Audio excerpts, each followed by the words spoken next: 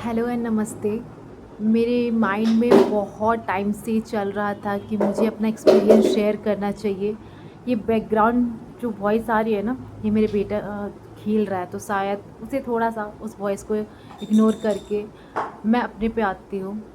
तो मैं 9 मंथ मैंने क्या क्या फेस किया है, मेरा first trimester, second trimester, third trimester कैसा गुजरा है, और मैं आपको एक स्टोरी बताऊँगी। 7 मंथ जब मेरा चल रहा था, उस पे भी मैं एक स्टोरी बताऊंगी।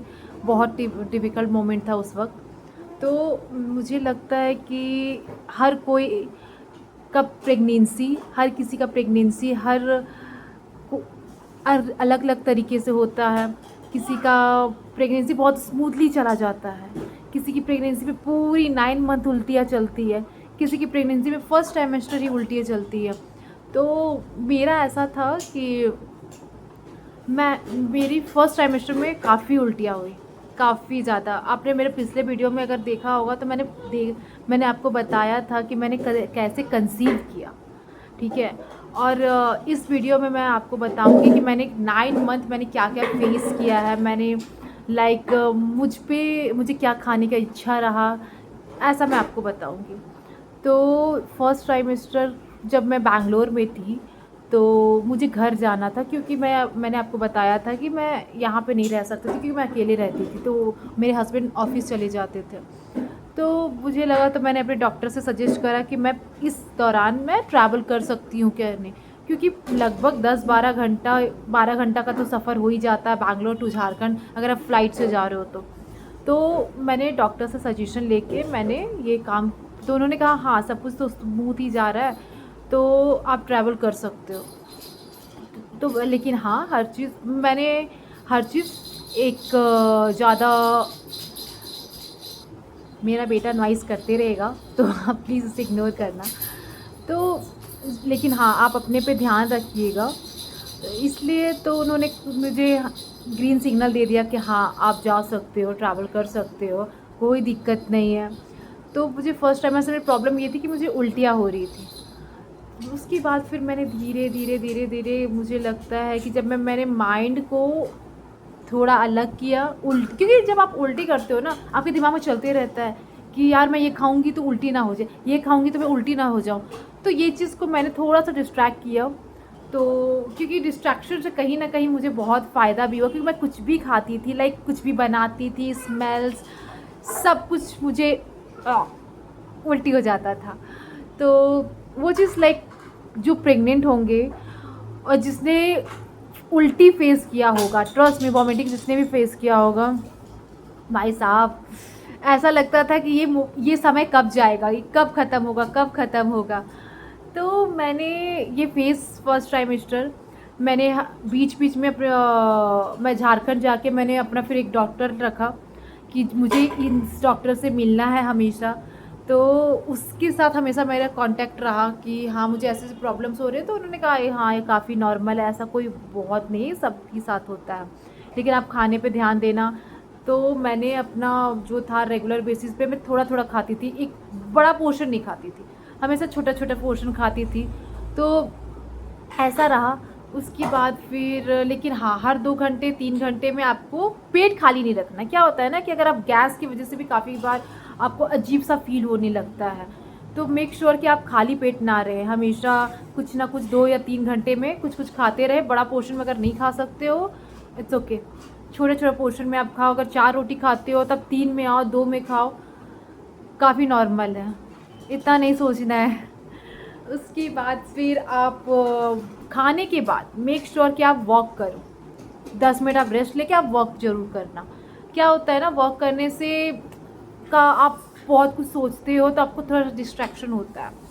तो फर्स्ट ट्राइमेस्टर तो मेरा चला गया, मैं बीच बीच में अल्ट्रासाउंड भी अपना कराती रही। उसके बाद आया सेकेंड ट्राइमेस्टर, कोई प्रॉब्लम नहीं, मेरी पर्सनली कोई प्रॉब्लम नहीं रही। मैंने बहुत लोगों से को देखा है, अपने घर पे देखा है या अपने दोस्तों से पूछा है, बहुत सारी प्रॉब्लम उन्होंने फेस किया। किसी का पैर फूलता है, किसी की उल्टियाँ होती है, किसी की पूरे फेस में एक्ने हो जाता है, कोई किसी किसी किसी का ऐसा होता है कि बॉडी पेन करता है, बैक पेन होता है। इवन हाँ, बैक पेन मैंने बहुत फेस किया, ट्रस्ट में, मैंने बैक पेन इतना फेस किया है। मुझे लगता है कि सेकेंड ट्राइमेस्टर में मैंने बैक पेन बहुत फेस किया है। तो ये एक चीज़ था जो कि मुझे लगता है कि बहुत कोई फेस करते होंगे।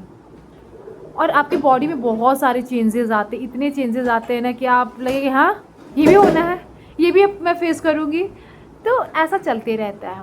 उसके बाद फिर सेकेंड ट्राइमेस्टर तो जैसे लाइक सब कुछ ठीक था। आफ्टर दैट जब मैं 7 मंथ में आई, मुझे लगता है इस पर तो मुझे अलग से वीडियो बनाना चाहिए, पर मैं आपको इसमें भी बता देती हूँ। जब मैं 7 मंथ के एंड पे थी, मैंने अपना अल्ट्रासाउंड कराया। तो 1 वीक पहले मैंने जब अल्ट्रासाउंड कराया तो उसके बाद फिर मेरे जान पहचान के थे वो, तो उन्होंने फिर 1 हफ्ते के बाद मुझे कॉल किया। तो उन्होंने कहा कि आप इसको लेके आ जाओ, मोनिका को लेके आ जाओ, मुझे बात करनी है। तो मैं 1 हफ्ते के बाद गई। मैं 1 हफ्ते पहले अल्ट्रासाउंड कराई थी, तो उसमें रिपोर्ट में शायद कुछ क्रिटिकल था, जो उस वक्त मुझे बताया नहीं गया। उन्होंने कहा कि 1 हफ्ता आप देख लो, अपने मूवमेंट पे ध्यान रखना, बच्चे के मूवमेंट पे ध्यान रखना, हर चीज़ कैसा होता है आप वो चीज़ मुझे आके बताना। तो मैंने उन्हें सब कुछ बताया कि हाँ लाइक वो मूवमेंट वगैरह तो हो रहा है। तो उन्होंने कहा फिर से आप अल्ट्रासाउंड करा लो। मैंने कहा ठीक है, मैं करा लेती हूँ। तो जब मैं अल्ट्रासाउंड कराई, उसके बाद रिपोर्ट्स आए, तो रिपोर्ट्स में ऐसा था कि मुझे 1-2 दिन में, हफ्ता के अंदर मुझे डिलीवरी कराना पड़ेगा। भाई सब कुछ शौक है, क्यों भाई ऐसे क्यों? क्योंकि ब्लड ना दो तरफ से जाता है। तो मेरा एक तरफ से ब्लड जा रहा था बच्चे के पास, एक तरफ से नहीं जा रहा था मुझे। तो उस सिचुएशन में मैं फिर क्या करूं? तो उन्होंने कहा आप 1 हफ्ता का टाइम ले लो, उसके बाद उसमें भी आप ध्यान रखना, अगर आपको लगे कि बच्चा मूव नहीं कर रहा है या कुछ भी ऐसा लगे तो आप तुरंत आना, तुरंत आप आ जाना। तो मैंने कहा ठीक है। उन्होंने उसके लिए मुझे प्रीमेच्योर के लिए मुझे इंजेक्शन के लिए भी मुझे सजेस्ट किया था। तो उन्होंने कहा कि कोई दिक्कत नहीं, आप ये आपका 9 मंथ के बाद भी होगा तब भी आपके लिए कोई दिक्कत की बात नहीं, आप ये इंजेक्शन लगा सकते हो। मैंने कहा ठीक है, लगवा लेंगे। तो मैंने वो इंजेक्शन मैंने लिया, पर मुझे लगा कि पता नहीं क्यों मुझे मेरे मन में था कि नहीं, शायद रिपोर्ट्स ही गलत हो सकती, क्योंकि मैं गलत नहीं हो सकती, क्योंकि मेरा हमेशा मूवमेंट सही था, मुझे कभी ऐसा कुछ लगा नहीं। तो मैंने डिसाइड करा कि मैं कहीं और से भी अल्ट्रासाउंड कराऊंगी, क्योंकि कभी कभी होता है ना कि आप एक रिपोर्ट्स पे स्टिक नहीं रह सकते हो। तो आई हैव डिसाइडेड कि नहीं, मुझे अब दूसरे डॉक्टर के पास जाना चाहिए और मुझे अल्ट्रासाउंड के कहीं और से कराना चाहिए। मैं ये नहीं कह रही हूँ कि वो डॉक्टर गलत बता रहे थे, क्योंकि डॉक्टर भी अल्ट्रासाउंड के अकॉर्डिंग ही बताते हैं। तो मैंने कहा कि चलो कोई बात नहीं। तो मैं कहीं और एक बार गई, दूसरी जगह पे मैंने सोचा कि मुझे जाना चाहिए।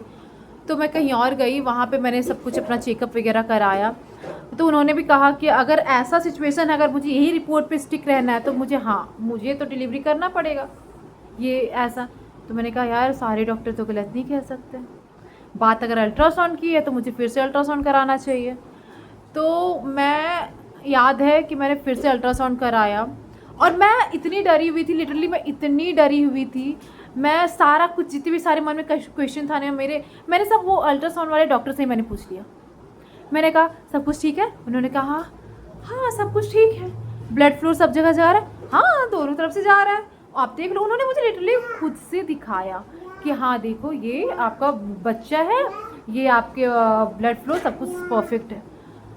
That time was like thank God, क्योंकि प्री मेच्योर बच्चा ऐसा नहीं कि अच्छा नहीं होता है, मैं ये नहीं कह रही हूँ, पर एक गर्भ में जो बच्चा होता है ना, वो जितने अच्छे से डेवलप होता है वो शायद बाहर आके उतने अच्छे से डेवलप नहीं हो पाता है, ठीक है। तो उन्होंने कहा हाँ ऐसा तो है। मैंने जब उसके बाद मैं फिर डॉक्टर से मिली, तो उन्होंने कहा शायद रिपोर्ट्स में कुछ उल्टा सीधा हो सकता है। उस दौरान मैं हर जगह के डॉक्टर जितने से मैंने अब तक कंसल्ट किया था, मैंने बैंगलोर में जहाँ डॉक्टर से दिखाया था, मैं उस डॉक्टर को भी मैंने बात किया कॉल पे। उन्होंने कहा अगर ऐसा सिचुएशन है कि बच्चे का ब्लड एक तरफ से जा रहा है एक तरफ से नहीं जा रहा है तो आपको तो डिलीवरी करना पड़ेगा, और आपका जो ये इंजेक्शन है वो आपको लेना पड़ेगा। मैंने कहा अच्छा ठीक है। तो मैं इंजेक्शन ले चुकी थी। मैंने 2-3 इंजेक्शन, जितना 3 उन्होंने कहा था, तो जिसमें से मैंने 2 लिया था, क्योंकि मुझे बैक पेन बहुत ज़्यादा होने लगा था। लाइक जहाँ पे आप लेते हो ना, उसके बाद बहुत दर्द हो जाता है। तो मैंने डिसाइड किया कि नहीं, अब सब कुछ ठीक है। अल्ट्रासाउंड रिपोर्ट भी सब कुछ ठीक आ गया। मेरी पूरी फैमिली डरी हुई थी कि इतना जल्दी हो जाएगा, अच्छा नहीं होगा या क्या होगा। और फिर उसके बाद सिजेरियन भी हो जाता है काफ़ी बार, अगर ऐसे सिचुएशन जब आते हैं। तो सब कुछ नॉर्मल रहा। इसलिए मैं आपसे यही कहूँगी कि अगर आपको लगे कि लाइफ में ऐसा सिचुएशन आया है, रिपोर्ट्स कभी भी बहुत बार होते हैं कि रिपोर्ट्स कभी आपके आगे ऊपर नीचे हो जाते हैं, गलत हो जाता है। ऐसे सिचुएशन में ना आप 2 डॉक्टर से ज़रूर मिलें, अलग अलग जगह पे ज़रूर करें। ये मेरा बेटा आया है कुछ अपनी स्टोरी बताने के लिए, क्योंकि इसे कैमरा स्टार्ट होते ही ना ये खुद भी आ जाता है। तो मुझे लगता है कि अगर आप कभी ऐसा सिचुएशन फेस करो, तो ऐसा नहीं कि डॉक्टर गलत होते हैं, डॉक्टर रिपोर्ट्स के अकॉर्डिंग बोलते हैं। तो मैं दूसरी डॉक्टर के पास जब गई तो उन्होंने कहा, देखो हम डॉक्टर्स रिपोर्ट्स पे आते हैं, ठीक है, सब कुछ हमारे हाथ में नहीं होते, कुछ कुछ रिपोर्ट्स के हाथ में होते हैं। तो इसीलिए शायद ऐसा हो गया। लेकिन अभी आपका सब कुछ नॉर्मल है, आप जैसे कर रहे थे करो, लेकिन हाँ ज़्यादा एक्टिव मत होना। जितना आप पहले एक्टिव थे, मैं तो वैसा आप मत रहना, क्योंकि मैं पूरी नाचते गाते रही हूँ पूरी प्रेगनेंसी। भले मुझे उल्टियाँ हुई हो, कैसा भी हुआ, मैं नाचते रही हूँ। मुझे डांस करना बहुत पसंद है, तो मैं पूरी प्रेगनेंसी डांस की हूँ। मुझे एक्सरसाइज करना पसंद नहीं था, बट डांस करना पसंद था। तो ये सारी चीज़ें मैंने किया।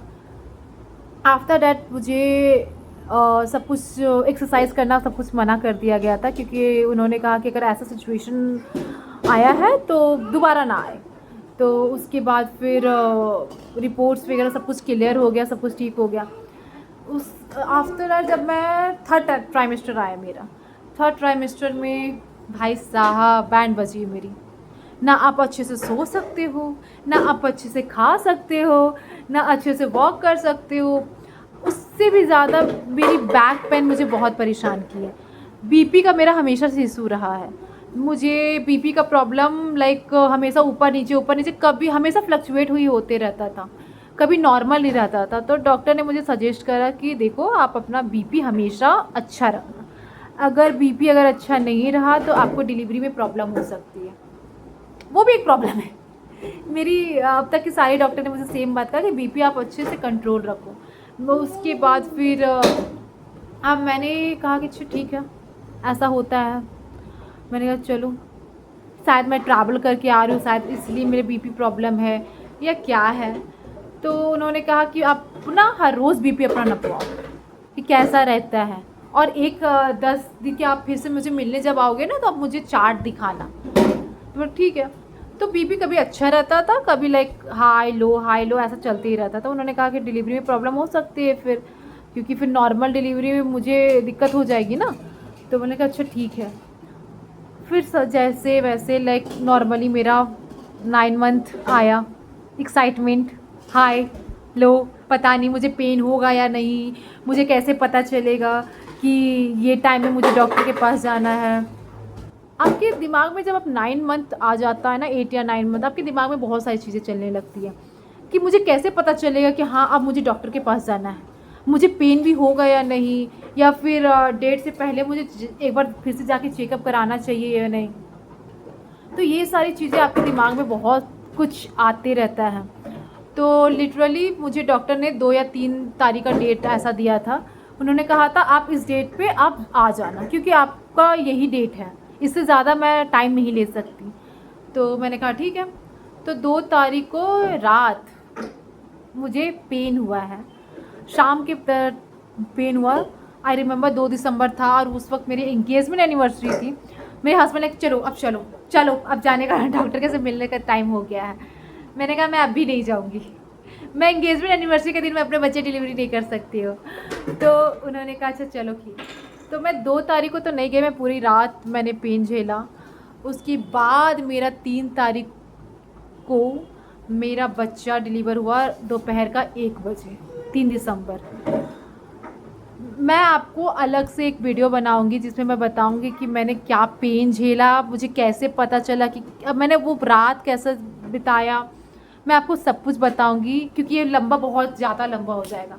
तो मैं आपको अलग से एक डिलीवरी पे एक मैं वीडियो बनाऊंगी, तो आप उसे ज़रूर देखना, ठीक है।